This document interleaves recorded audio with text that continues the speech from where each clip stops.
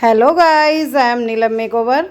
आज हम आपको बताने वाले हैं कि जिनकी अंडरआर्म्स हार्ड हेयर रहते हैं उनकी वैक्स हम कैसे करेंगे अंडरआर्म्स की। तो इस तरीके से करना है।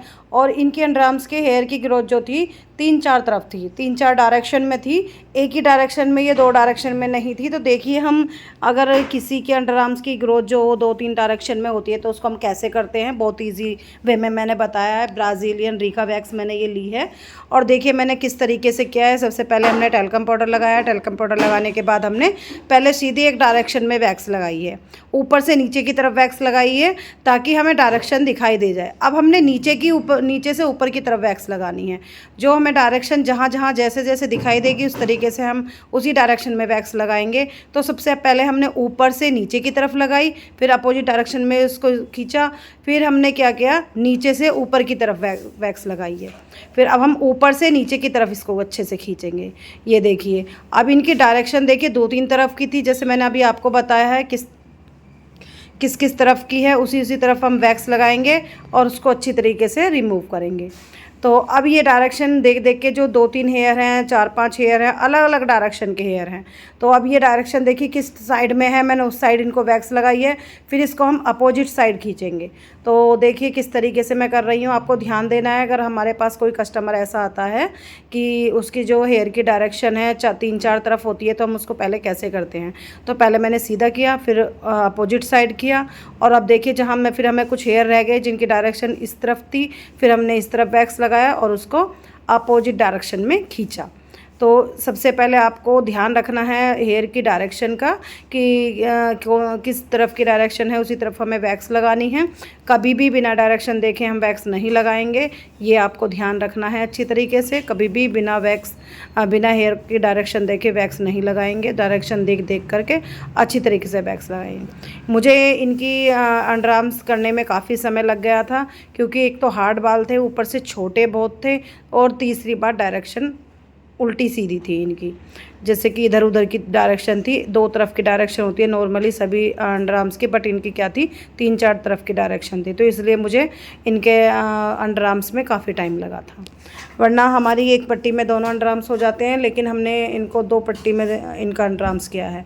और करने के बाद देखिए ये अच्छी तरीके से रिमूव हो गया है, क्लीन हो गया है बिल्कुल। इस वैक्स से क्या होता है कि ब्लैकनेस भी रिमूव हो जाती है, टैनिंग जो एकदम चली जाती है।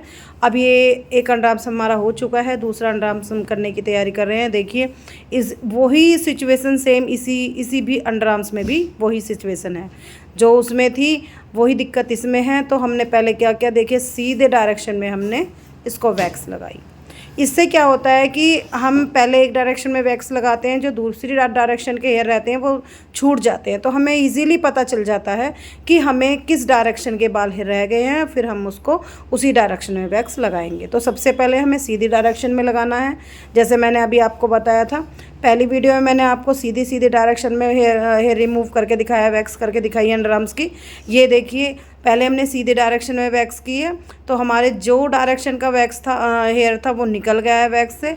अब हमें क्या करना है, अब ये हमने इस तरीके से लगाया है तो इसमें हमें दिक्कत इतनी नहीं आई थी, बट दूसरे पहले अंडरआर्म्स हमने किया था उसमें काफ़ी हमें दिक्कत आई थी, बहुत प्रॉब्लम हुई थी उसमें। हमारा टाइम भी काफ़ी लगा था। और अब ये देखिए 2 बार मैंने इसको खींचा, सिर्फ इसमें 2-3 डायरेक्शन में हमने थोड़ा थोड़ा करके वैक्स लगा के अंडरआर्म्स को अच्छी तरीके से रिमूव किया है।